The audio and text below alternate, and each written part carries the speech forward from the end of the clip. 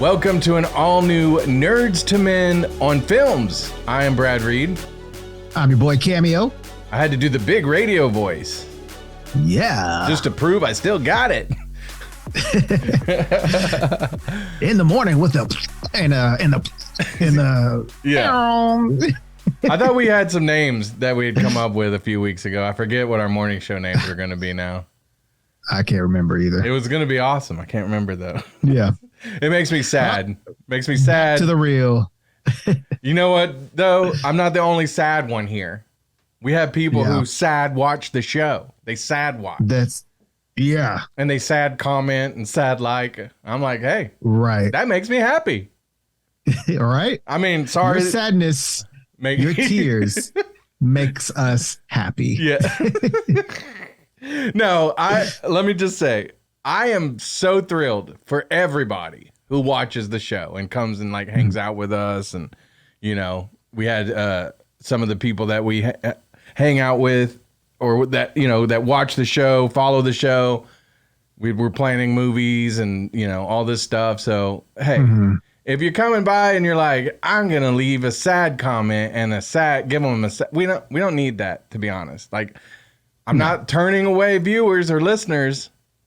I'm just saying, if you're not happy, don't hang around here. We're just here to have a good time. That's it. Right. We don't make any money. Not from this. No. We're just here to have a good time. So we hope everybody else that's tuning in is having a great time.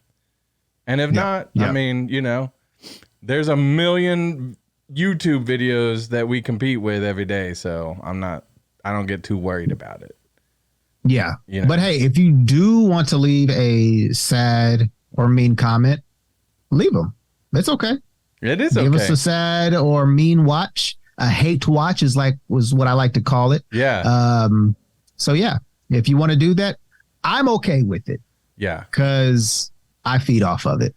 Well, I love the drama. The thing is like when people like leave hate comments, like kind of like I hear like womp womp womp womp womp womp womp womp womp. But in real life, what that translates into my ear is they're like griping about like the show or something like, you know, that me or you did or said. But all I hear is, he had sex with my mama. That's all I hear.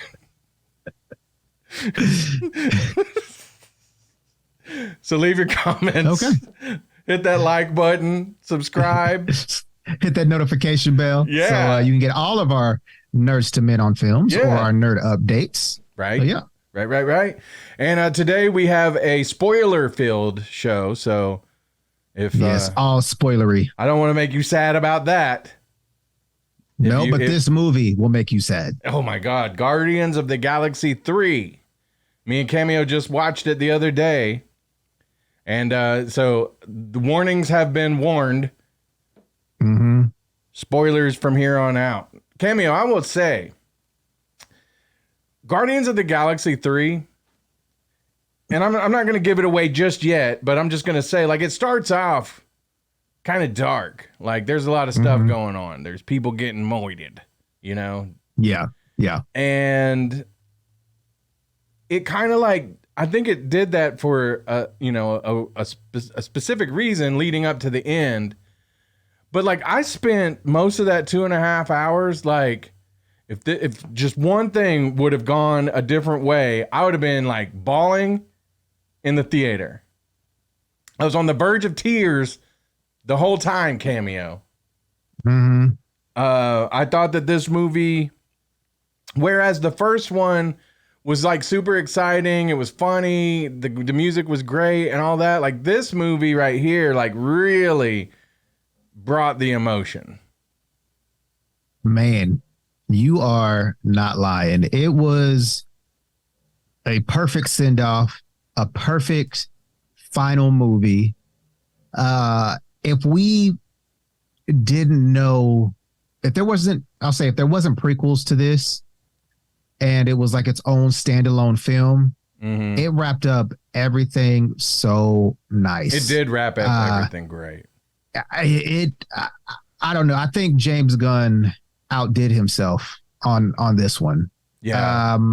And you know, that's just going, I know this isn't about, you know, the new Gunn and Safran universe, but I am excited to see what he does with the DC films. I cannot wait. Well, I have a few, a few questions as we talk about the film here today. One of my first questions I want to ask you, is it, some people were saying, the best trilogy in the MCU? Because let's think about movies that actually got trilogies. I mean, Thor got 4. I have to say, what were some of the other actual trilogies? The Captain America? Iron Man 3, Captain America. And I want to say Civil War wasn't really. That's what I was going to say. Captain America movie. It was but Avengers. It wasn't. Yeah. Right. It was more an Avengers centric. It was a Spider-Man movie, is what it was. No, that's why everybody really wanted to go see it. Was because of Spider-Man. They did, and Black Panther. Yeah. Which, by the way, if you're watching the video, Cameo has the dopest Black Panther shirt. It looks like it's a knockoff of Black Sabbath. Did you know that, Cameo? No, I did not know that. Does that change anything? Or are you like, I gotta go? Yeah, I'm gonna throw this shirt away now. No, I'm joking. But yeah, I'm teasing. I think it's super dope. Anyway, Black Panther got two movies, so not quite a trilogy yet. Yeah. Spider-Man got a trilogy. Yeah. Is it better? Is it a better trilogy than Spider-Man? Because that. And where would you put the third movie here compared to No Way Home? Dude, honestly, this goes above No Way Home for me. Oh, wow. This goes above No Way Home for me. Okay. I know. I hate saying it. I did say first initial reaction, I did say it was better than Black Panther. I'm going to retract that. I told that to my wife. I am going to retract that. Black Panther is still, my number one. She beat Marvel you up film. when you said that, didn't she? I can neither confirm nor deny. Blink twice if she's making you say that this is a better movie. Okay.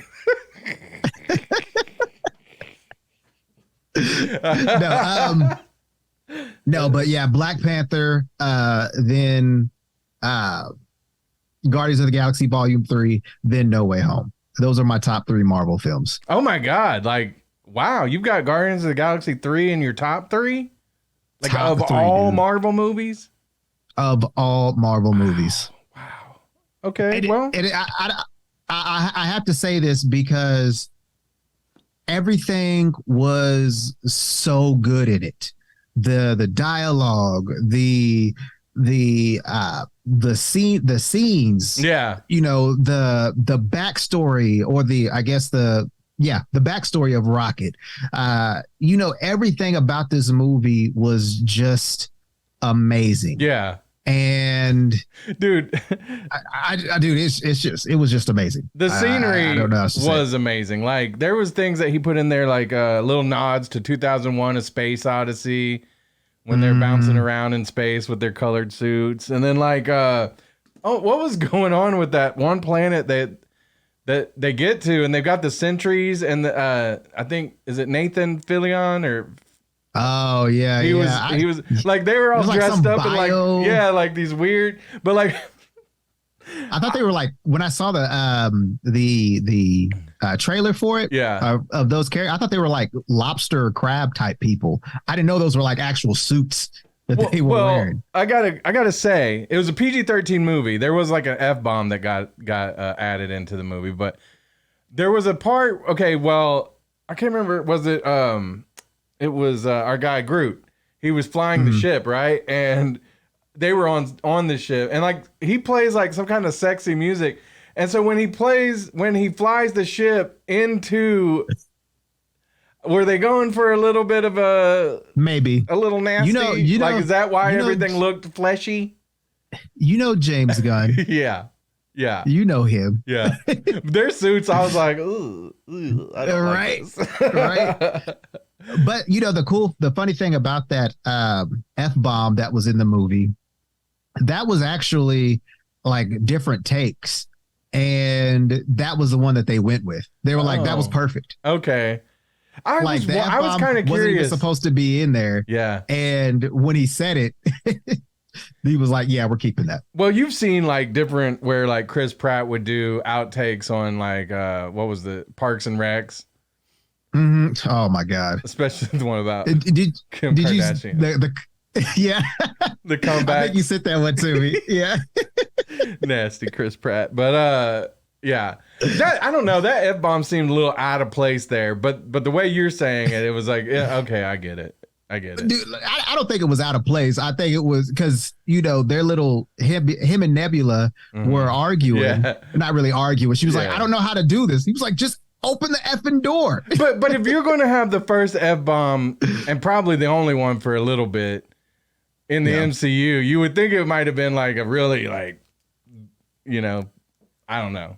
Like something well, there are some harder guidelines. Yeah, well, yeah. Which you might know, since you're a film buff. Yeah. So most people that don't know, there's a limit to how many you can say to PG-13. I believe it's only one, and it has to be, you know, so far into a movie, and it can't refer to the actual.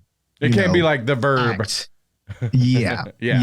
So, so I think, you know, I think it was perfectly placed. I thought it was, you know, it was good. I thought maybe they were going to, you know, like bleep it out, because I did see that scene on social media. Yeah, me too. Before I saw it. So I was like, oh, you know, they bleeped it out here. I wonder what they're going to do in the movie for it. But they just let it slide. Let me give you some stats real quick. So far, we're recording this on Tuesday. It just came out this past weekend. 8.4 out of 10 on IMDb, 82% on Rotten Tomatoes, and I don't know like how refreshed this is, but 289.3 million at the box office over the weekend. Here's what James Gunn, almost 300 million. Yeah. Here's what James Gunn had to say about the movie. At the end of the day, this is a movie about joy and compassion and learning to see beyond the rim of our own worlds and having empathy for all living things. Rocket's journey is my own, and I'm so happy to have had him help me to learn to be a better person over the past 11 years, as have all of you. Enjoy the movie. We came into this saying you're welcome, but now we'll leave saying thank you. Cameo, can you believe that the first movie came out that long ago? Like, I can't, it seems like, wow.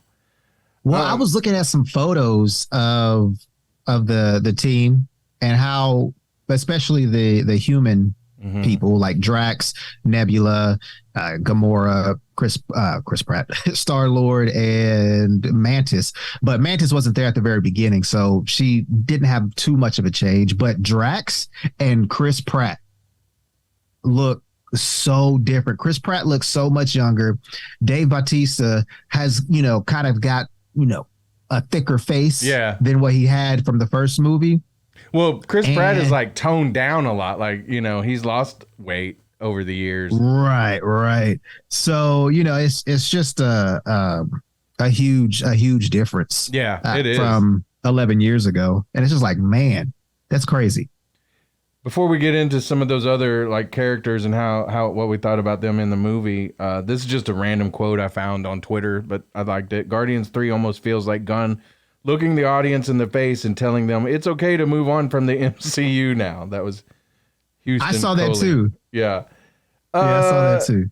Is this, I mean, it would, if this were the end of the MCU, which it's not going to be, it really would be like a great send off, you know, because the way it ended, but it's definitely not. In fact, it was kind of interesting. This is a huge spoiler right here. Huge spoiler.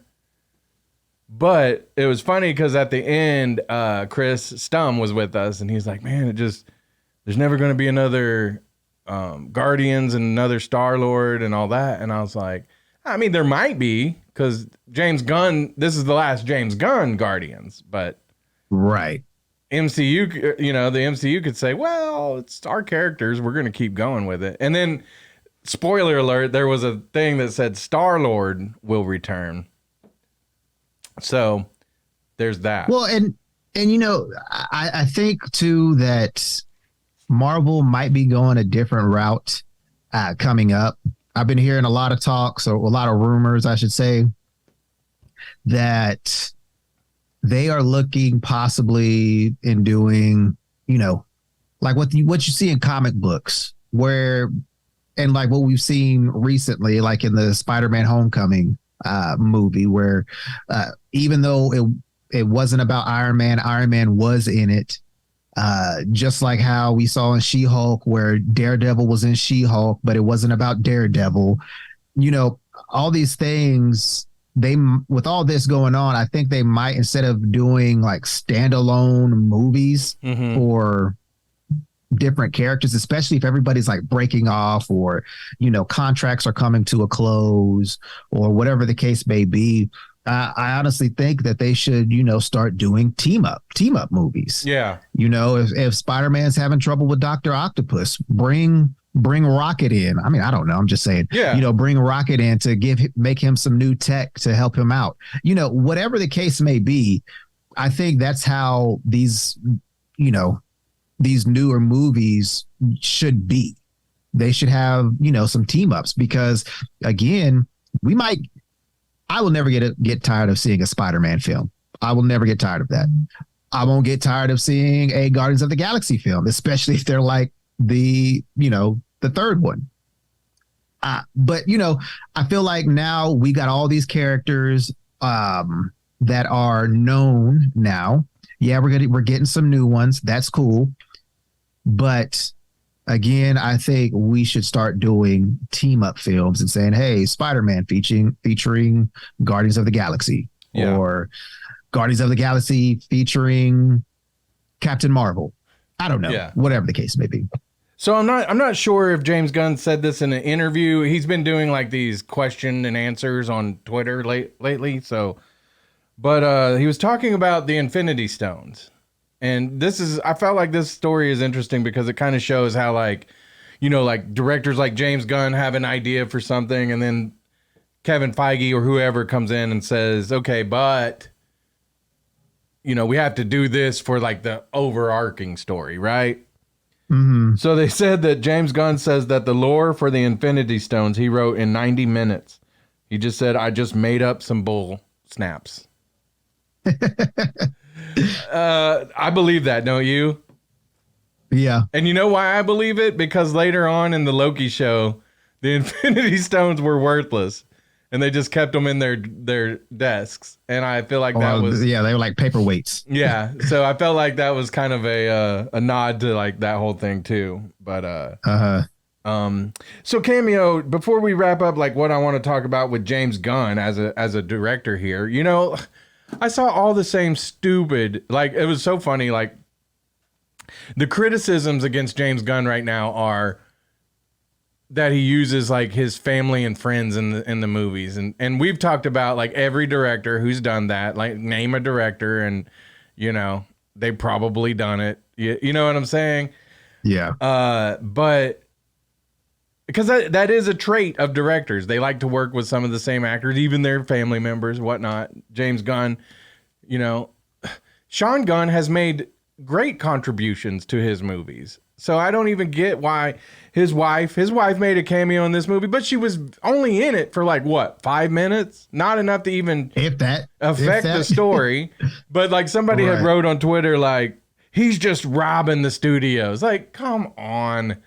Like, and why are you mad? Because this is an MCU movie. So, because this is the people who are mad about the Snyderverse and blah, blah, blah, blah, blah. I'm telling you, if you or any of my friends never ask me to be in a movie that you guys are producing, I'm writing a part for you right now. I've already got a part written for you. Yeah, I'd be upset. I'd be upset. I don't even care if it was like a huge part. If it's just me in the background, being goofy, then fine, I'll take it.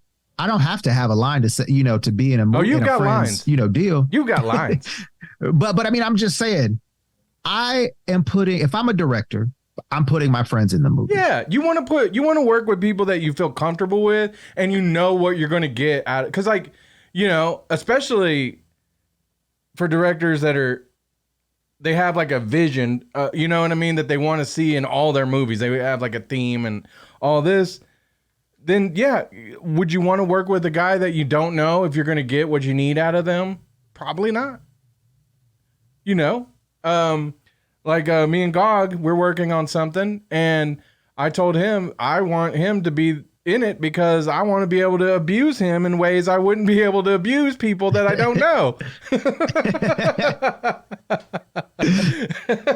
So you get it. Right. But there's a few similarities in James Gunn's movies I've talked about before.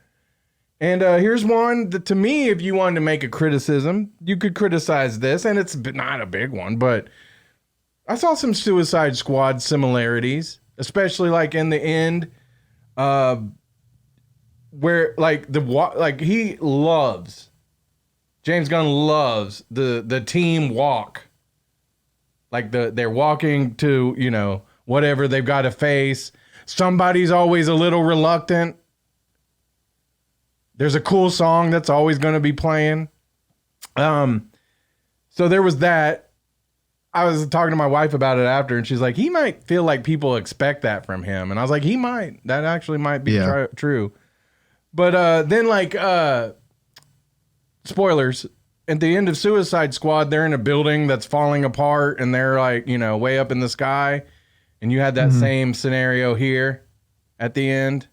So there's a few things I could say that if you were going to say anything, you might be like, well, that was similar to Suicide Squad or whatever. But I didn't think any of that took away from the movie whatsoever. Like I said, I've been sitting here this whole movie because, like I said, Chris Dunn was sitting next to me, and I was like, I'll be damned if I'm going to cry in front of Chris Dunn, in front of anybody that knows, like, you know what I'm saying, like.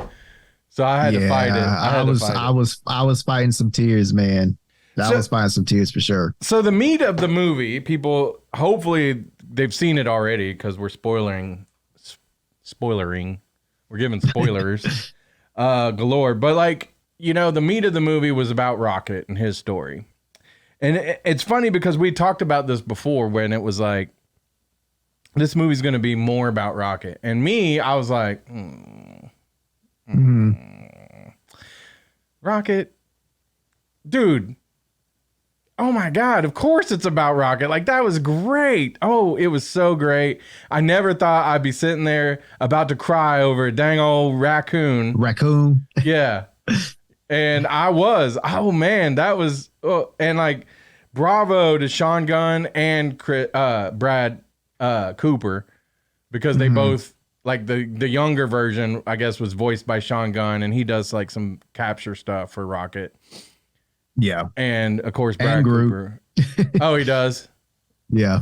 But man, so one thing I want to say about that is, like, with Rocket being so powerful in this movie, and like, I even really enjoyed, was it Cosmo?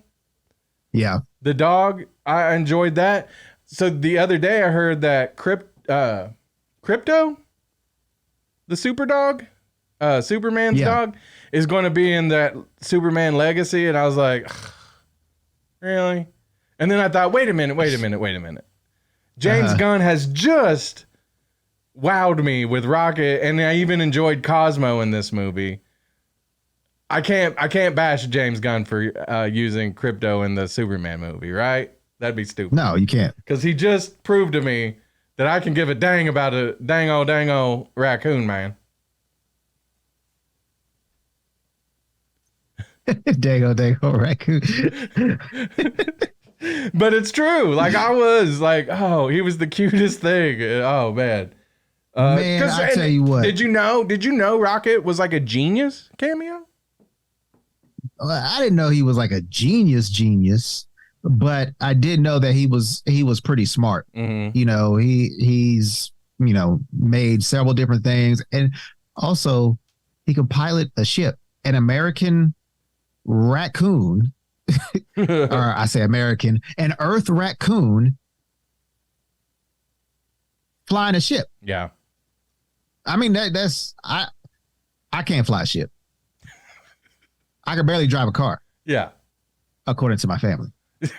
So it's like, yeah, this animal's smart. Yeah. Super smart. He was.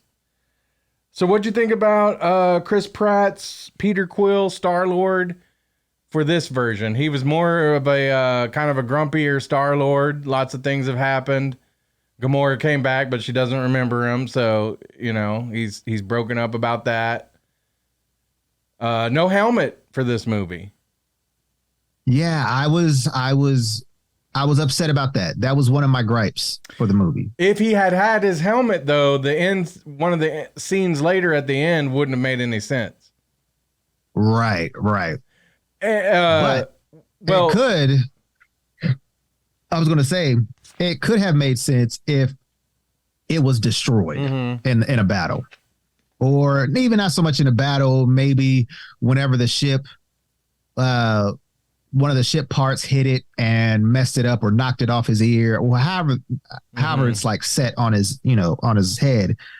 I feel like it could have made sense, but I was, we got their Ravager almost comic accurate suits.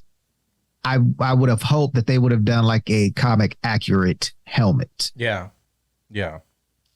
That's what I was hoping for. Yeah. I think I read James Gunn saying that he had left it in his desk in nowhere or whatever is what happened with Chris Pratt. Did you see like earlier in the movie when they're carrying him out and because he was passed out? I thought it was cool because I saw a picture of it and it was like a 30-pound like model thing. Right. I thought that was so weird. And did you see their interview? Yes. James Gunn keeps it in his office.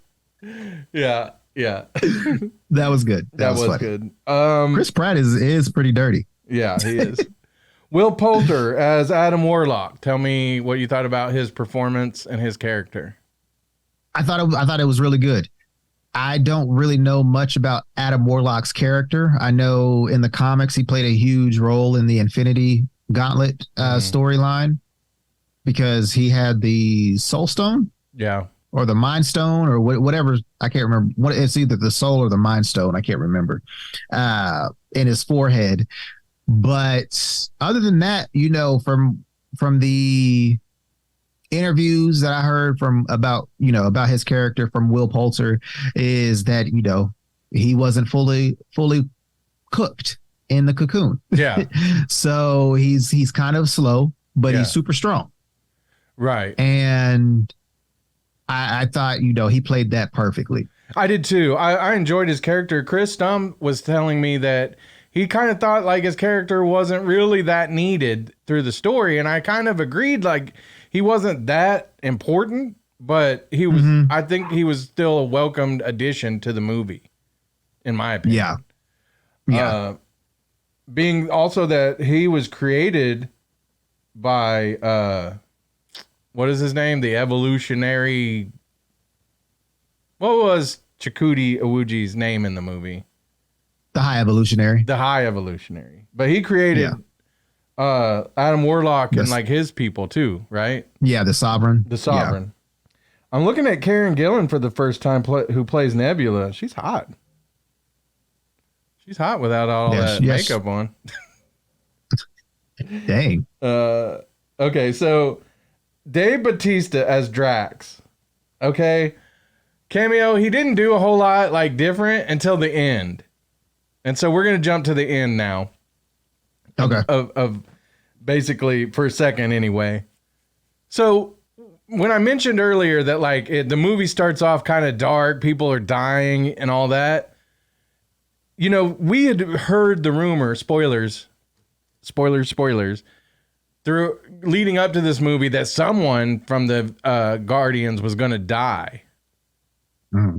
Well, that didn't actually happen. There were several times where we thought, and I think they played it on us perfectly, where I was like, oh, this is it. This is where Drax or Mantis or Nebula, and they lived. And then at the end, when they live, and like it's kind of like a celebration, it was so moving. Like they did such a good job of keeping us teetering along that this could be the most depressing movie ever to a happy ending.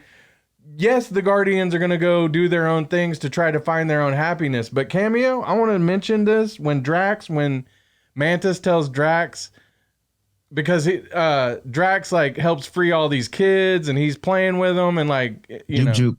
Yeah, he's their friend.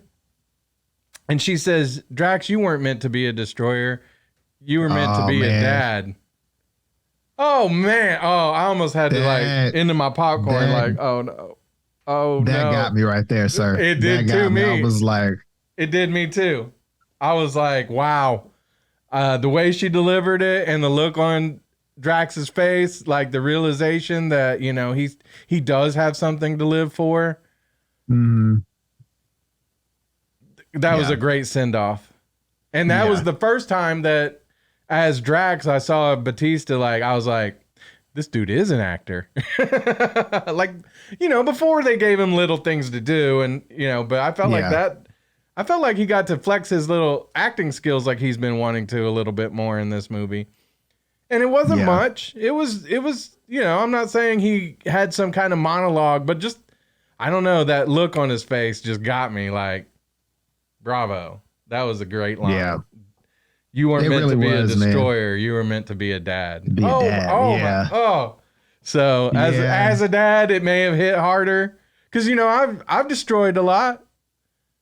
I'm back at back at the radio station. That's what y'all called me, the destroyer. Because y'all couldn't I destroyed y'all's chances of getting girls up at the radio station. No,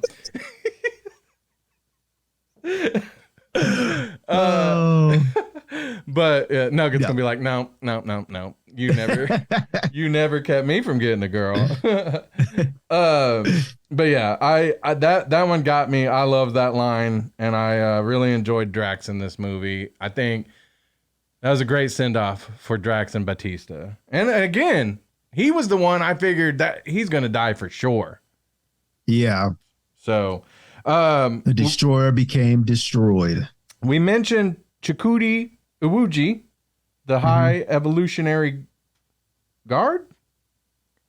No. What'd you call him? Just High Evolutionary. Oh, okay. The High Evolutionary. Does that mean like he's like, I'm high, man? Or he's just exalted? Or both? I think probably both. Exaltedly high. Yeah. He was great in this movie. He was great. Yeah. Oh, you could feel like his intensity and like him and Peacemaker is evil, the same. Man. Yeah. Pure evil. Him and Peacemaker was the same way. I saw this tweet from Nicholas. Kevin Feige right now is without question trying to figure out a way to explain that High Evolutionary is a Kang variant to bring Chakotay Iwuji to replace Jonathan Majors after his performance. And we talked about this prior to the show. MCU is bringing in some great actors. You know what I mean? Mm-hmm. Like Jonathan Majors. And unfortunately, with what he's got going on, we've talked about it since it broke, but there's still been rumors that he won't be Kang for long.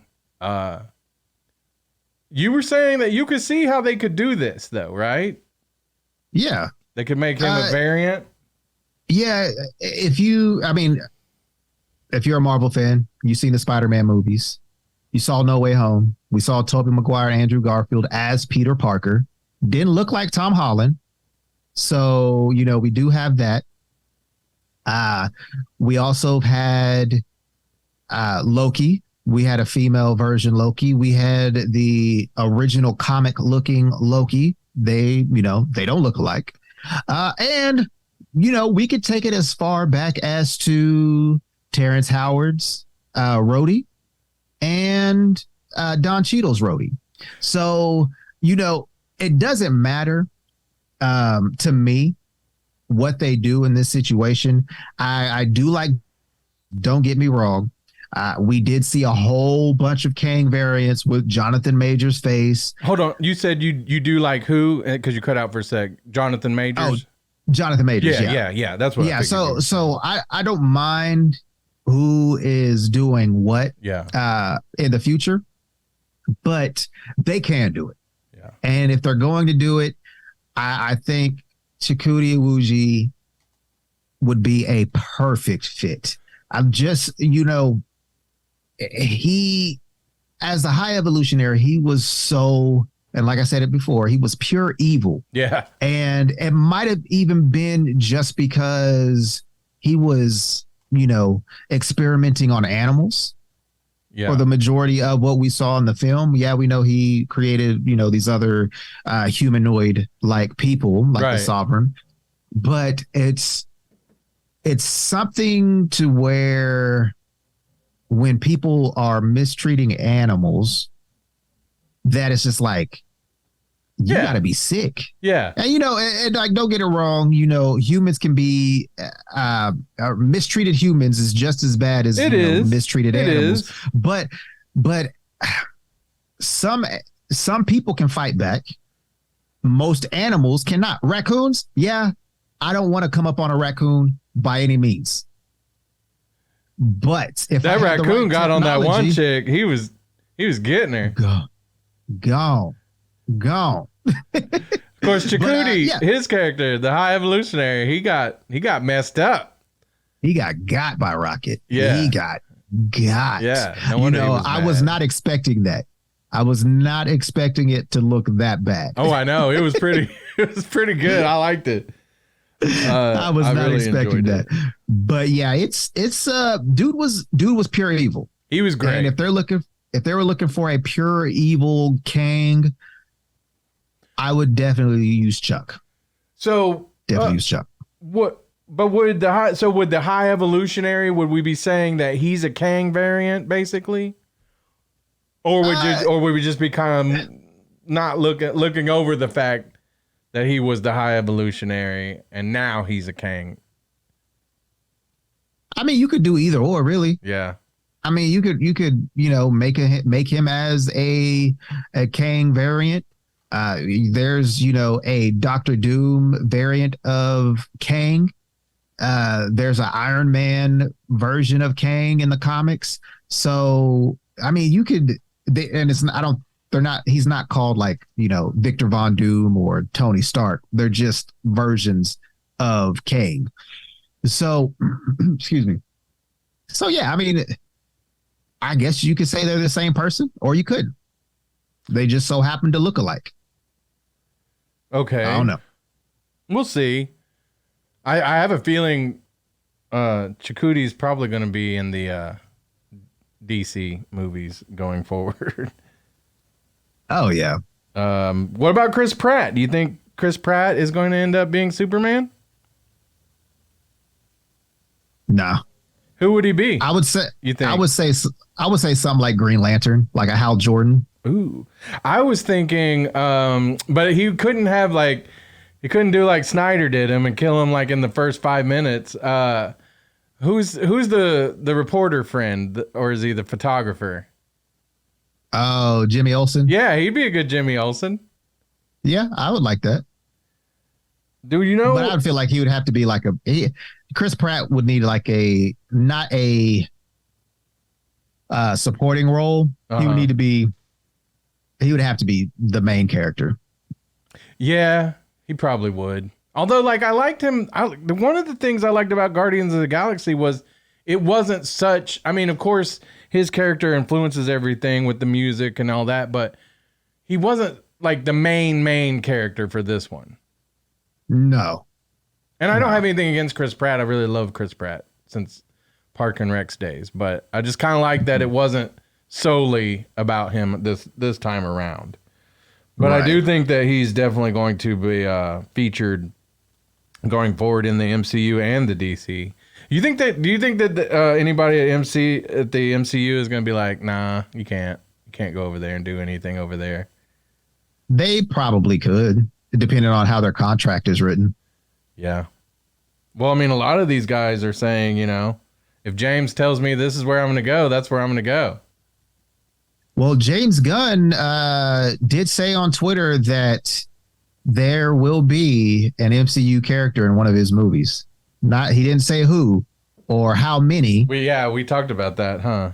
So, we'll see somebody. So from Guardians of the Galaxy. What's next? Watch it be his wife and people get upset. Oh yeah, of course. What's next? the Spider-Man movie, Across the Spider-Verse? Is that the next one? June, because that comes out in June. June 2nd. And then we got Marvel's on the way, right? We got the Flash too. Yeah, but just MCU wise, I'm thinking. MCU. Yeah. Spider-Man Across the Spider-Verse, then Marvel's in August? No. Or was that July? That preview we saw for Across the Spider-Verse looked dope. I love it. Yeah. I heard there's going to be a Lego Spider-Verse. Did you hear this? Oh, where? One of the verses will be a Lego one. That'd be pretty cool. That's cool. Before we jump out of here, though, have you heard about... Oh, the Marvels doesn't come out until November. So, okay. Did you hear about Adam Driver possibly being Richard Mr. Reed? Fantastic? Yeah. What do you think about that? Yeah, I don't know. You don't know? I'm not saying he can't do it. I just can't see it. Interesting. You can't see it. Have you watched a lot of Adam Driver's movies? Like where he... Yeah. Like, have you seen House of Gucci? Yep, that was really good. Yeah. That was good. I don't... Like, I can't really say I see him as... Did I say Richard Reed earlier? Reed Richards? I think so, Reed Richards. I think I said Richard Reed because I am Brad Reed and I'm also a dick. Reed's a last name. Yeah. Reed Richards. So, but I was going to say, I could really see Adam Driver just doing whatever he wants to do and making it good. So, yeah, I'm not saying that he can't do it. I feel like if, he is, going to be in the long run, I feel like he would be a perfect fit because, he was born in 83. So he has a nice little future. right. But also speaking of Fantastic Four, did you hear about Margot Robbie possibly being Sue Storm? I did hear that. I'm for Margot Robbie can do whatever she wants. I mean, I love the only movie that I've seen her in recently that I didn't really love was that one with Christian Bale and what was that? Me and you did a Nerds to Men on Films on it. It was Denzel Washington's son, James Washington, was in it. Amsterdam. And yes, Amsterdam. But I did watch Babylon on Paramount Plus not too long ago. How was that? It was really good. Like it takes it took a minute for me to get into it because there's like this whole scene at the beginning that starts a few things, but it's like kind of like, okay, that's enough. And it's not that bad. But it's just, it didn't really set up the movie like you would think. So then when I finally got into what the movie was really going to be about, like Hollywood, it's about Hollywood as it makes its transition from the talkies to the movies. Oh, okay. I mean, from the silent films to the talkies. You see what I'm saying? Gotcha. So like you had like Brad Pitt playing a guy who killed it as a silent film star, but then maybe had some issues once they had to like talk and remember lines and all that. So, but it's a great movie. And it kind of got panned on, I think, but it's like a 3-hour movie, but it's really good. So I don't know. Yeah. I mean, she's got the Barbie movie coming up, and I like Margot Robbie. I like her not just because she's hot. She's actually been in some like really, really good movies. Yeah, I think she's talented. I don't think she's a super great like actress where she could play any role and be believable. I don't know about that. But she's a movie star, and she's a really good one. So let's just leave it at that. But so that's what's up. We got, overall in the nerd world, we'll be watching Flash and the Spider-Verse movie pretty soon. So we'll definitely be reviewing that. But I have a recommendation. Go ahead, throw it out there. So I watched A Man Called Otto, starring Tom Hanks. Oh, yeah. And his nepotist son, Truman Hanks. It's really good.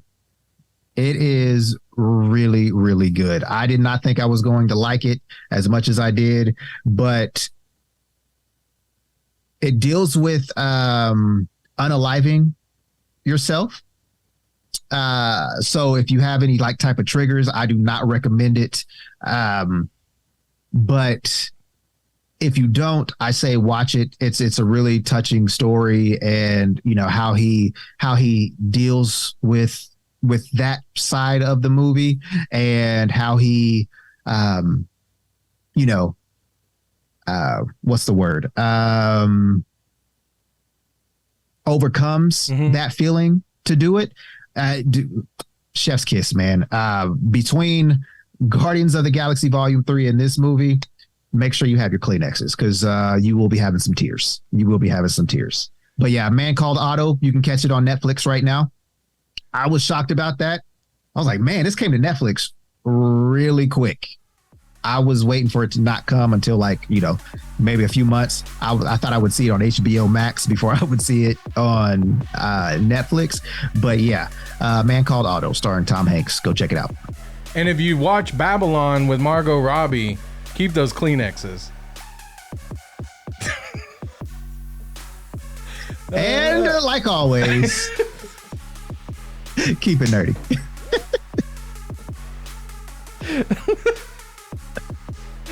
Hey